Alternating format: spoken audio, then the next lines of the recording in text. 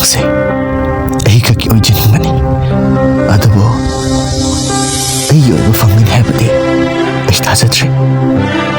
ꯅꯪꯁꯦ ꯀꯌꯥꯗ ꯐꯖꯔꯤꯕ ꯅꯪꯁꯦ ꯀꯌꯥꯗ ꯆꯝꯂꯤꯕ ꯑꯩꯒꯤ ꯄꯨꯟꯁꯤꯗ ꯅꯪꯒꯨꯝꯕꯤꯗꯤ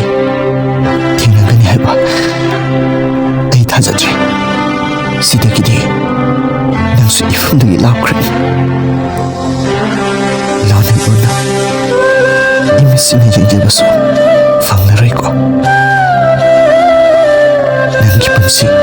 누마이부터 오요 낭만도 와가다와 와바꾸디마 아이기 의자기 에이쇼 낭만없이 두고 낭나디 이기 낚시봤어요 금비기tre